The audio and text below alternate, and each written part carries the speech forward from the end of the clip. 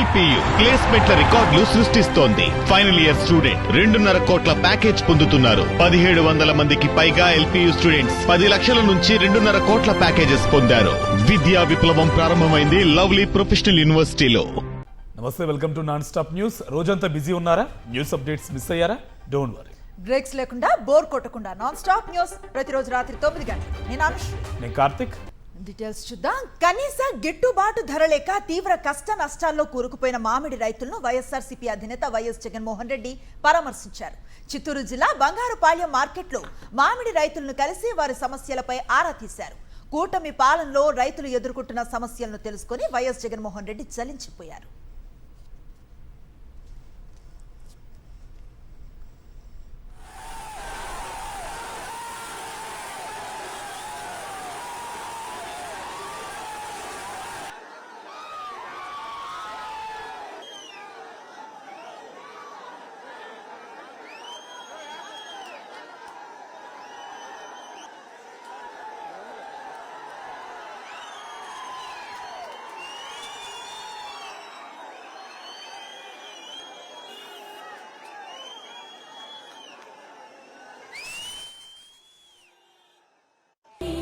మీ ప్రభుత్వంపై నిప్పులు చెరిగారు వైఎస్ఆర్సీపీ అధినేత వైఎస్ జగన్మోహన్ రెడ్డి. రాష్ట్రంలో రైతుల పరిస్థితి దారుణంగా ఉందని ఆవేదన వ్యక్తం చేశారు. కూటమి పాలనలో ఏ పంటకు గిట్టుబాటు ధర లేదని ఆగ్రహం వ్యక్తం చేశారు. కిలో మామిడి ₹2. ఇదేం దారుణమని కూటమి ప్రభుత్వంపై వైఎస్ జగన్మోహన్ రెడ్డి ఫైర్ అయ్యారు. వైఎస్ఆర్సీపీ ప్రభుత్వ హయాంలో ₹22 నుంచి 29కి కొనుగోలు చేసినట్టు గుర్తు చేశారు. కర్ణాటకలో కిలో మామిడిని 16కి కొంటున్నట్టు తెలిపారు.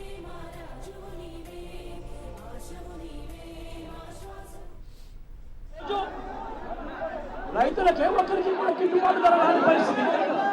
పక్కన కర్ణాటకలో ₹16 కేజీకి అక్కడే జనతాదళ నేత కేంద్ర మంత్రి కుమారస్వామి అడిగితే కేంద్ర ప్రభుత్వము ₹16 కొనుగోలు చేయడానికి ముందుకు వచ్చిందట. ఈ ₹16 కూడా కేంద్ర ప్రభుత్వం కొనుగోలు చేయడానికి ముందుకు వచ్చింది కూడా మంచి రేటని కాదు, అని చెప్పి ₹16 కూడా కేంద్ర ప్రభుత్వం కర్ణాటకలో కొనుగోలు చేయడానికి వచ్చేదానికి అక్కడ వాళ్ళు చర్యలు తీసుకుంటే మరి చంద్రబాబు నాయుడు గారి ప్రభుత్వం ఏమి గాడిదలు కాస్తామని అడుగుతామన్నారు. ఇదే చంద్రబాబు నాయుడు గారు గట్టిగా ప్రశ్నిస్తూ అడుగుతా ఉన్నా. జిల్లాలో 6,45,000 టన్నులు 6,45,000 మెట్రిక్ టన్నుల దిగుబడి వస్తుంది. 2,20,000 ఎకరాలలో పంట పండుతుంది. 76,000 మంది రైతులు వ్యవసాయం చేస్తూ మామిడి మీద బతుకుతారు. ఈ 76,000 కుటుంబాలకు చంద్రబాబు నాయుడు గారు ప్రభుత్వం వచ్చిన తర్వాత ఎంతమందికి ₹12 కేజీ వచ్చింది అని అడుగుతా ఉన్నా. వైఎస్ఆర్సీపీ ప్రభుత్వ హయాంలో 2 సంవత్సరం కూడా ₹29 కేజీ రైతులు అమ్ముకున్న పరిస్థితి నుంచి ఈరోజు చంద్రబాబు నాయుడు గారి ప్రభుత్వంలో రైతులకు కనీసం ₹12 కూడా ఇప్పించలేని పరిస్థితిలో చంద్రబాబు నాయుడు గారు ఉన్నారు అని అంటే చంద్రబాబు నాయుడు గారు ఎంత దయనీయమైన పరిస్థితిలో ఉన్నాడని అర్థం చేసుకోవచ్చు. రైతుల పట్ల పోలీసులు వ్యవహరించిన తీరుపై వైఎస్ జగన్మోహన్ రెడ్డి సీరియస్ అయ్యారు. రాష్ట్రంలో ఉంది పోలీసుల రాక్షసుల? రైతుల తలలను పగలగొడతారా? 1,200 మందిని జైల్లో పెడతారా అంటూ వైఎస్ జగన్మోహన్ రెడ్డి ఆగ్రహాన్ని వ్యక్తం చేశారు. కూటమి ప్రలోభాలు, లంచాలకు పోలీసులు లొంగద్దని హితవు పలికారు.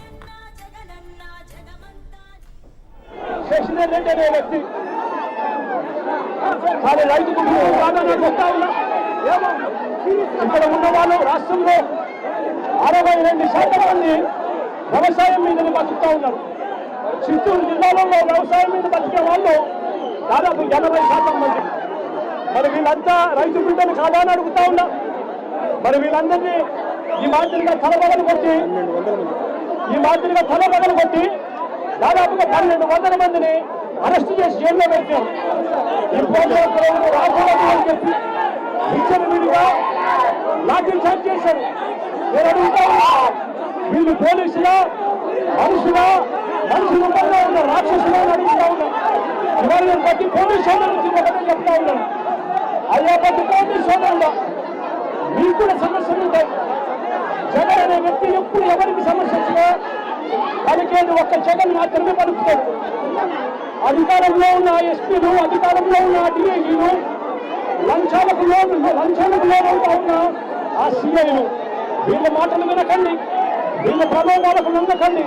రేపొద్దున మీ సమస్యలు కూడా ఇదే మాదిరిగానే చంద్రబాబు నాయుడు గారు మోసం చేసి రోడ్డు మీద పడేసే కార్యక్రమం జరిగినప్పుడు అప్పుడు జగన్ అనే వ్యక్తి ముందుకు రావాలి అనంటే ఈ మాదిరిగా ఈ పోలీస్ హరాస్మెంట్ జరుగుతూ ఉన్న తీరును ప్రతి కానిస్టేబుల్ సోదరులు కూడా, పూర్తి స్థాయిలో ఉన్న ప్రతి కానిస్టేబుల్ సోదరులు కూడా, ప్రతి ఎస్ఐ సోదరులు కూడా అడ్డుకోమని కూడా పోలీసులు కూడా కోరుతా ఉన్నారు. లేదంటే ఈ రాష్ట్రంలో సమస్యల గురించి మాట్లాడేవాడు ఎవరు ఉండదు. సమస్యల గురించి ఎవరు మాట్లాడినా కూడా ఆ సమస్యలు లేదు అని చెప్పి ధృవీకరిస్తారు, గ్రామాలాడతారు, తప్పుగా పట్టిస్తారు. సమస్యలు ప్రజలకు గాలికోనే పరిస్థితుంది.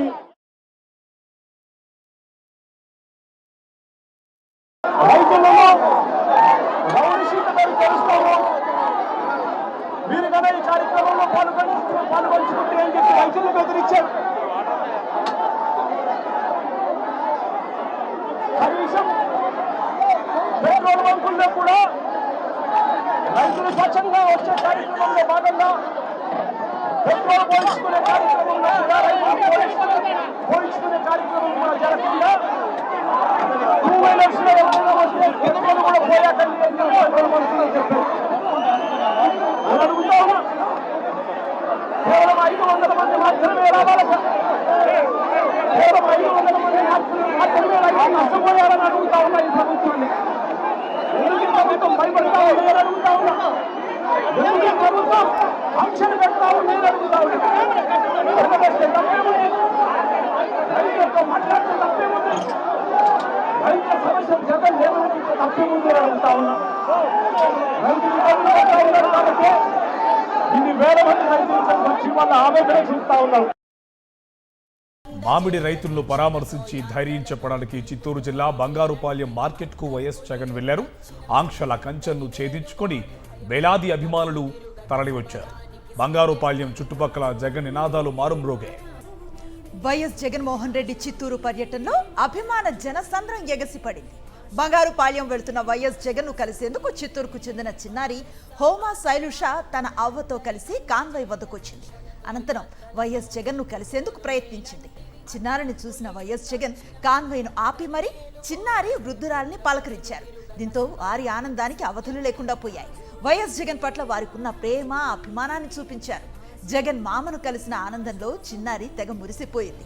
ఇప్పుడు దీనికి సంబంధించిన వీడియోలు సోషల్ మీడియాలో వైరల్గా మారాయి.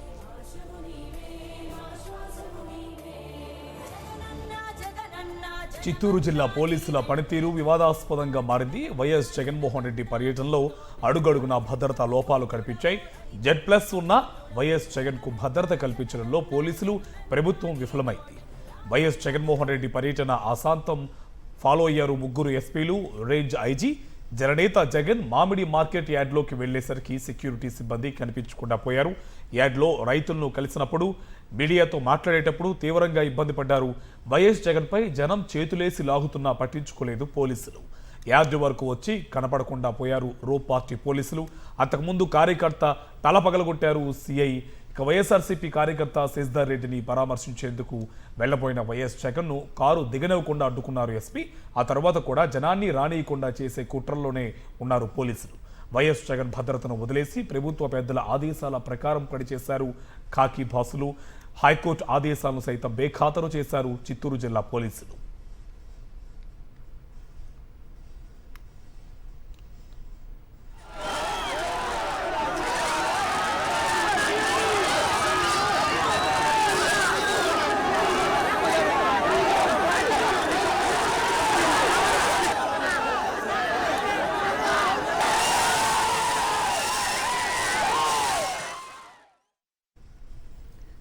పచ్చ తాలిబాన్ల అరాచకాలు పతాక స్థాయికి చేరాయి. వైఎస్ జగన్ బంగారుపాలెం పర్యటన అడ్డుకునేందుకు రెడ్ బుక్ డైరెక్షన్ లో పోలీసులు అడుగడుగునా ప్రయత్నాలు చేశారు.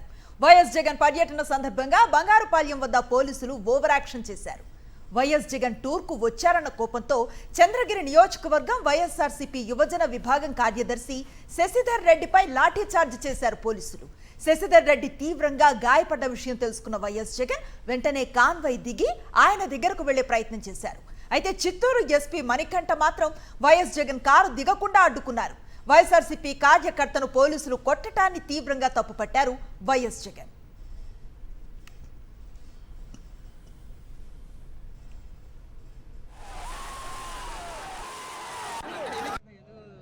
మేము జగనన్న వస్తాయని టౌన్లో క్యాన్వా ఇక్కడ వెయిట్ చేస్తున్నామన్నా. మా దూరంగా ఉన్నాం.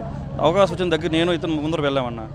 పోలీసులు కావాల్సిన నచ్చుతుంది ఇతను నీడ కొట్టారు, భుజం పైన కొట్టినారు, నన్ను తలపైన కొట్టినారు. తలపైన కొట్టిన అవసరం ఏమొచ్చిందన్న? ఉద్దేశపూర్వకంగా కొట్టినారు. ఎవరికొరు తలకాయ బాల కొడితే వీళ్ళు జనాలు వెనక్కి వెళ్ళిపోతారు అని ఉద్దేశంతో కొట్టినారు. కానీ ఎవరు వెనక్కి తగ్గి ఎవరు లేరన్న. ఇక్కడ ఎన్ని దెబ్బలు కొట్టిన ఎన్ని తిన్నా జనానికి పోతూనే ఉంటాం. ఇప్పటికైనా కూటమి సర్కార్ తీరుపై మామిడి రైతులు తీవ్ర ఆగ్రహం వ్యక్తం చేశారు. తోతాపురి మామిడికి మద్దతు ధర లేకపోవడంతో బంగారుపాళ్యంలో రోడ్డుపైనే పంటను పారబోసి నిరసన తెలిపారు. రైతులను ఆదుకోవాల్సిన కూటమి ప్రభుత్వం మాటలకే పరిమితమైందంటూ ఆగ్రహం వ్యక్తం చేశారు. కేజీ ₹2కి అడుగుతున్నారని ఆవేదన వ్యక్తం చేశారు రైతులు. చంద్రబాబు సొంత జిల్లాలో రైతులకు తీరని అన్యాయం జరుగుతోందన్నారు. రైతులు ఇట్లా ఆత్మహత్యలు చేసుకుంటూ ఉంటే మామిడి వ్యాపారం మద్దతు ధర లేకుండా రైతులు ఆత్మహత్య చేసుకుంటే ప్రభుత్వమే కళ్ళు మూసుకొని ఉన్నదే సార్. రైతులను ఫస్ట్ ఆదుకోవాలి కదా సార్ ప్రభుత్వం. రైతులు ఇంత ఆందోళన చెందుతుంటే ఆత్మహత్యలు చేసుకుంటున్నారు సార్. ఉరిలు వేసుకుని చస్తున్నారు సార్. ఈ ప్రభుత్వం కళ్ళు మూసుకొని ఉన్నదా? ప్రజలను ఫస్ట్ వచ్చి రైతులను ఆదుకోమని చెప్పండి సార్. వచ్చి మా సమస్యలు చెప్పుకుంటా ఉంటే ఇక్కడున్న ప్రభుత్వము పనికిరాని ప్రభుత్వం వచ్చి మాకు ప్రతి ఒక్క రైతుని ముంచేస్తా ఉంది. అట్నే ముంచేస్తా ఉంది. కుప్పంలో మన చంద్రబాబు నాయుడు వాళ్ళ ఇంటికి ఫ్యాక్టరీ వాళ్ళందరూ పిలిచి రైతులను 9 మందిని రమ్మనేసి అక్కడ ఏం డిసైడ్ చేసినాడు? ₹8 ఫ్యాక్టరీ వాళ్ళు ఇవ్వాలా అని చెప్పినాడు. కానీ అది పాటిస్తున్నారు ఫ్యాక్టరీ వాళ్ళు? ఒక్కరు కూడా ఇవ్వలేదు. చెక్కులు ₹4 లెక్కన ఇస్తున్నారు. జగన్ అంటే జనం, జగన్ అంటే జన ప్రభంజనం అన్నారు ఉమ్మడి చిత్తూరు జిల్లా వైఎస్ఆర్సీపీ అధ్యక్షుడు భూమన కరుణాకర్ రెడ్డి. ఎన్ని ఆంక్షలు విధించినా కొండలు గుట్టలు దాటుకుంటూ రైతులు అభిమానులు పెద్ద ఎత్తున తరలి వచ్చారని తెలిపారు. వైఎస్ జగన్ బంగారుపాళ్యం పర్యటనకు కూటమి ఓటమిని ఖరారు చేసిందని వెల్లడించారు. 600 మంది పోలీసు వాళ్ళు, అందులో ఎంతమంది డిఎస్పీలు ఉన్నారో, ఎంతమంది సిఐలు ఉన్నారో, ఎంతమంది ఎస్ఐలు ఉన్నారో, ఇంతగా పోలీసు మొత్తం అంతా బంగారుపాళాన్ని ఆక్రమించుకొని ఇది జగన్ గారికి సెక్యూరిటీని కలిగించడం కాదు సుమా. జగన్ గారి పర్యటనలో ఏ ఒక్క మామిడి రైతు పాల్గొకుండా చేయడానికి ప్రభుత్వం ఇంతమంది పోలీసు అధికారుల్ని, పోలీసు వ్యవస్థని వాడుకున్నది. ఏపీలో రైతాంగానికి వచ్చిన కష్టం దేశంలో ఎక్కడా చూడలేదన్నారు మాజీ మంత్రి పేర్ని నాని. ఏ పంటకు కూడా కనీస మద్దతు ధర కల్పించడం లేదని ఆగ్రహం వ్యక్తం చేశారు. మామిడి రైతులను పరామర్శించేందుకు వైఎస్ జగన్ వెళ్తుంటే అడుగడుగున అడ్డంకులు సృష్టించారని మండిపడ్డారు. ముగ్గురు మూర్ఖులు కలిసి ఎన్ని కుట్రలు చేసినా జగన్ పర్యటనను అడ్డుకోలేకపోయారన్నారు పేర్ని నాని. మామిడి పంట ఎప్పుడు దిగుబడి స్టార్ట్ అయింది? దిగుబడి ఎప్పటి నుంచి మార్కెట్కి వస్తుంది? రైతులు ఎప్పటి నుంచి కడగండ్లు అనుభవిస్తున్నారు? ఏమైపోయారు? మీరందరూ ఎక్కడ చచ్చారు? మీరందరూ కూడా ఢిల్లీ ఇవాళ ఎందుకు వెళ్తావు? 7వ తారీఖు ఢిల్లీ వెళ్తావా? జగన్ 9వ తారీఖు వెళ్తుంటే కనీసం కర్ణాటక కేంద్ర మంత్రికి ఉన్న స్పృహ కూడా నీకు లేదు. దాంట్లో కూడా వైఎస్ఆర్సీపీ అధినేత వైఎస్ జగన్మోహన్ రెడ్డి ఎక్స్ పోస్టుతో కూటమి ప్రభుత్వం దిగొచ్చింది. కడపలో వైఎస్ఆర్ ఆర్కిటెక్చర్ యూనివర్సిటీలో ఏడీసీఈటీ లేకుండా మెరిట్ విధానంలో అడ్మిషన్స్ చేయాల్సిందిగా ఆదేశించింది ప్రభుత్వం. నిన్న ఏడీసీఈటీ సిఓఏ కోసం వైఎస్ జగన్ విద్యార్థులు కలిశారు. విద్యార్థులకు జరుగుతున్న అన్యాయాన్ని ఎక్స్లో వైఎస్ జగన్మోహన్ రెడ్డి కూటమిని ప్రశ్నించారు. ఇవాళ హడావుడిగా తప్పుల తడకలతో నేరుగా అడ్మిషన్స్ అంటూ ఆదేశించింది ప్రభుత్వం. సిఓఏ గురించి ఇంతవరకు కూటమి ప్రభుత్వం స్పందించలేదు. కేసీఆర్ పాలనలోనే కృష్ణా గోదావరి జలాల్లో తెలంగాణకు తీవ్ర నష్టం జరిగిందన్నారు సీఎం రేవంత్ రెడ్డి. నీళ్లు, నిధుల సేకరణను కేసీఆర్ కుటుంబమే 10 ఏళ్లు నిర్వహించిందన్నారు. కానీ కాంగ్రెస్ పాలనలో తెలంగాణ నష్టపోయినట్టు అసత్య ప్రచారం చేస్తున్నారని మండిపడ్డారు. ఎక్కడికైనా వస్తా, ఎక్కడికైనా రామాట, ఎక్కడికొద్దు స్వామి, ఎర్రవల్లి ఫామ్ హౌస్కు నేనే మా మంత్రుల బృందాన్ని పంపిస్తా. ఏం ప్రాబ్లం లేదు. తారీఖు చెప్పు, మొత్తం ఈ సెటప్ అంతా తీసుకొని వస్తారు మా వాళ్ళు. ఎర్రవల్లి ఫామ్ హౌస్లోనే చర్చ పెడతాము. చంద్రశేఖరరావు గారి ఆరోగ్యం అంత గొప్పగా లేదు, రావడానికి ప్రయాణం చేయడానికి ఏమైనా ఆరోగ్యం సహకరించకపోతే మీరు కుర్చీ వేసుకొని అక్కడ కుర్చీలో కూర్చోండి. తెలంగాణలో నదుల ప్రవాహం, ఆయకట్టు పరిధి, ప్రాజెక్టుల్లో నీటి లభ్యతపై ప్రజాభవన్లో పవర్ పాయింట్ ప్రజెంటేషన్ ఇచ్చారు మంత్రి ఉత్తమ్ కుమార్ రెడ్డి. బీఆర్ఎస్ ప్రభుత్వ హయాంలో నిర్మించిన కాళేశ్వరం ప్రాజెక్టు డిజైన్ మార్పు, పర్యవసనాలపై కూడా ప్రజెంటేషన్లో వివరించారు.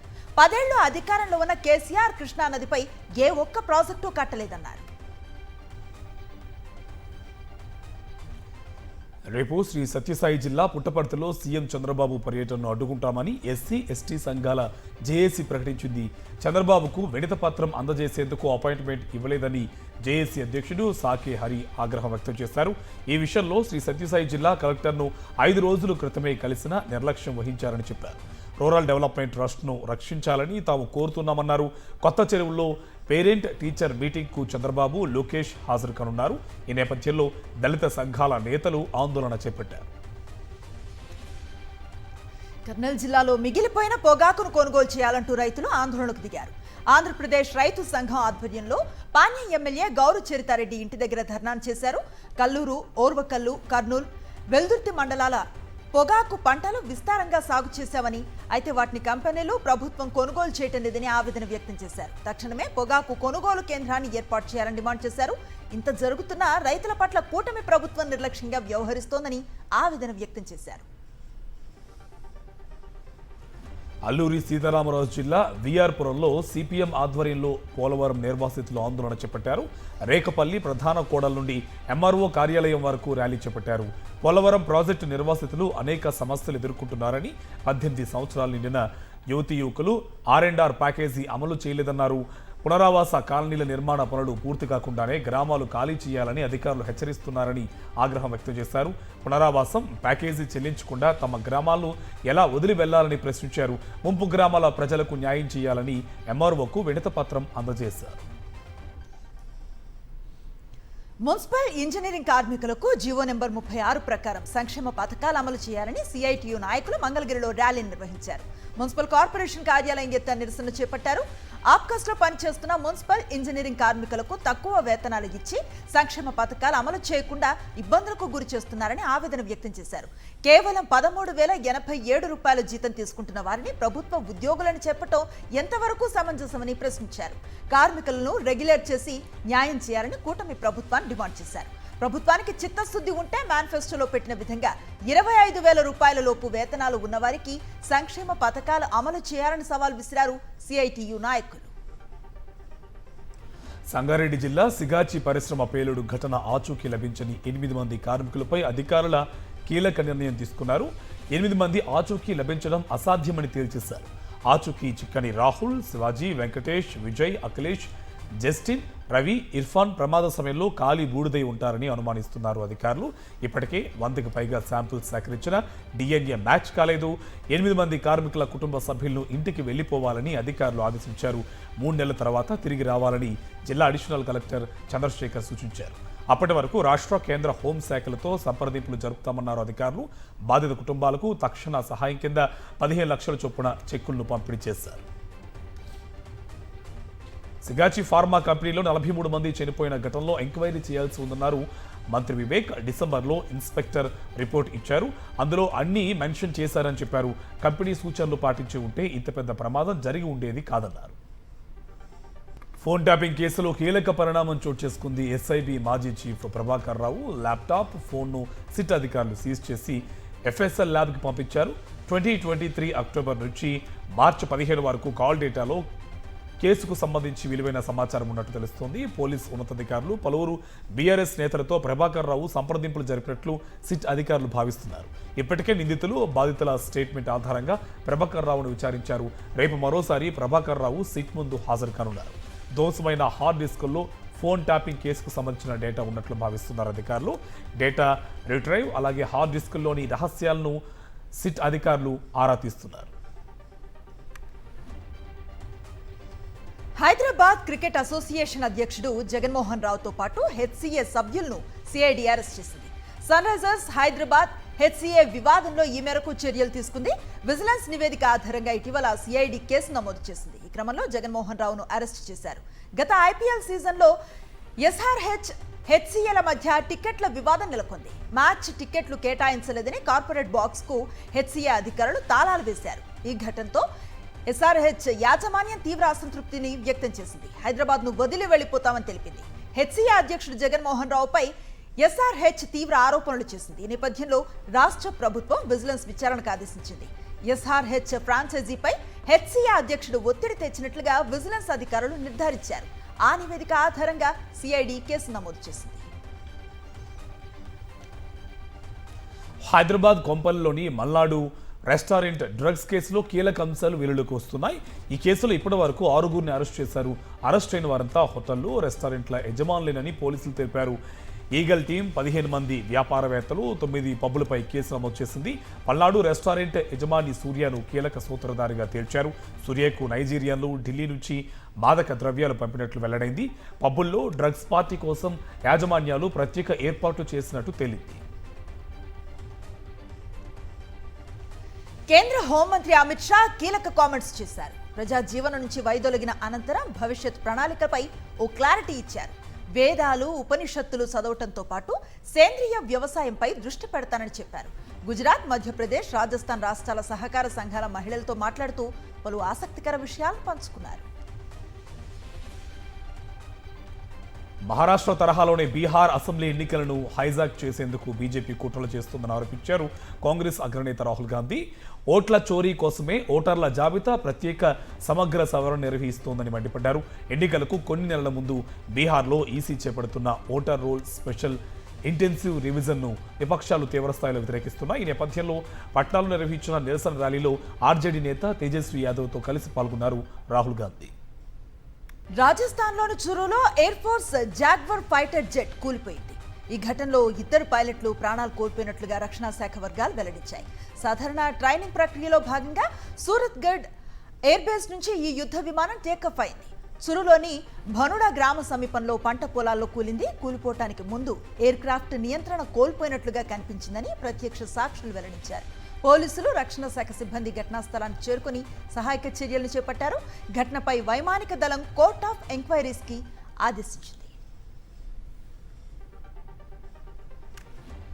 ప్రమాదాలు, సాంకేతిక సమస్యలు, బాంబు బెదిరింపులతో విమానం ఎక్కాలంటేనే ప్రయాణికులు హడలిపోయేలా మారింది పరిస్థితి. తాజాగా పట్నా నుంచి ఢిల్లీ బయలుదేరిన ఇండిగో విమానం ఎమర్జెన్సీ ల్యాండింగ్ చేయడం తీవ్ర కలకలం రేపింది. పట్నా నుంచి టేకాఫ్ అయిన ఫ్లైట్ను పక్షి ఢీకొట్టడంతో పైలట్లు అప్రమత్తమయ్యారు.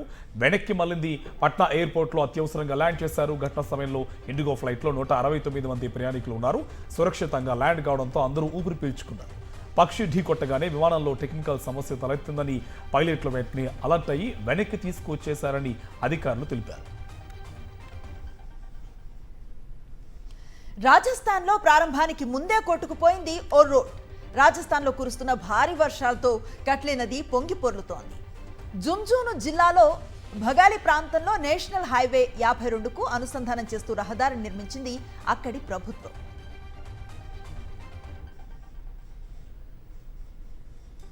రెండు రోజుల క్రితమే మధ్యప్రదేశ్ భోపాల్లోని సుభాష్ నగర్ ప్రాంతంలోని రైల్వే ఓవర్ బ్రిడ్జ్ కూడా ఇలాగే కొట్టుకుపోయింది. భోపాల్లో రైల్వే స్టేషన్కి వెళ్లే ప్రయాణికుల కోసం 40 కోట్లతో ఈ ఆర్ఓబీని నిర్మించారు. ఇది కూడా భారీ వర్షాల కారణంగా వరద ప్రభావానికి గురై కొట్టుకుపోయింది. దేశీయ స్టాక్ మార్కెట్ సూచీల నష్టాల్లో ముగిశాయి. భారత్, అమెరికాల మధ్య ట్రేడ్ డీల్ విషయంపై సస్పెన్స్ కొనసాగుతూ ఉండటంతో మదుపరులు అప్రమత్తతను పాటించారు. దీంతో నిఫ్టీ మళ్లీ 25,500 దిగువకు చేరింది. సెన్సెక్స్ 176.43 పాయింట్ల నష్టంతో 83,536.08 వద్ద స్థిరపడింది. నిఫ్టీ 46.40 పాయింట్ల నష్టంతో 25,476.10 వద్ద ముగిసింది. ఇంగ్లాండ్తో జరుగుతున్న 5 టెస్టు మ్యాచ్ల సిరీస్లో 3వ టెస్టుకు టీమిండియా సిద్ధమైంది. లార్డ్స్ వేదికగా 3వ టెస్టు ప్రారంభం కానుంది. ప్రస్తుతం ఈ సిరీస్లో 1-1తో ఇరు జట్లు సమానంగా ఉన్నాయి. భారత జట్టు 3వ టెస్టుకు భారీగానే కసరత్తు చేసింది. ప్రాక్టీస్ సెషన్లో ముమ్మరంగా పాల్గొంది. ఇక లార్డ్స్ పిచ్ బర్మింగ్హామ్ కంటే మరింత సవాల్గా నిలుస్తుందని క్రికెట్ పండితులు చెప్తున్నారు. 2 స్పిన్నర్లు, 3 పేసర్లు, 4 ఫాస్ట్ బౌలర్లుగా నితీష్ కుమార్ రెడ్డితో బరిలోకి దిగుతుందా అనేది ఆసక్తికరంగా మారింది.